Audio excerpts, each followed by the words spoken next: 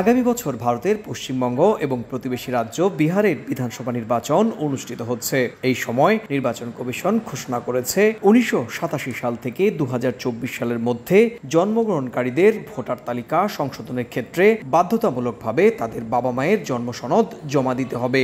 এ নিয়েই তীব্র আপত্তি জানিয়েছেন পশ্চিমবঙ্গের মুখ্যমন্ত্রী Mamata Bandyopadhyay.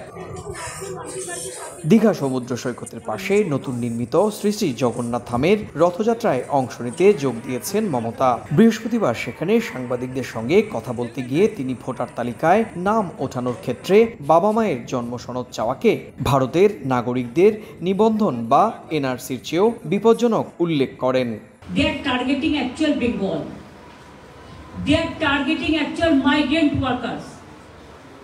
They are targeting actual the Bengal people. Because they are afraid.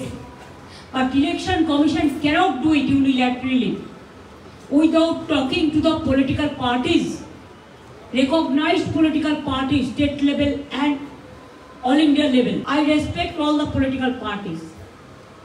তাদের ইডিওলজি আলাদা হতে পারে, তাদের সিস্টেম আলাদা হতে পারে, but only to help BJP এবং প্রচারকদের দিয়ে এইসব প্ল্যানগুলো করানো হয়েছে। মাত্র দুদিন আগে বিজেপি শাসিত কেন্দ্রীয় সরকারের বিরুদ্ধে মমতা বন্দ্যোপাধ্যায় বাংলা ভাষাভাষী ভারতীয়দের বাংলাদেশি অনুপ্রবেশকারী হিসেবে বাংলাদেশে পুশব্যাক করার অভিযোগ তুলেছিলেন। এবার ভোটার তালিকা নিয়েও বিজেপি সরকারের সমালোচনায় মুখর হলেন তৃণমূল নেত্রী।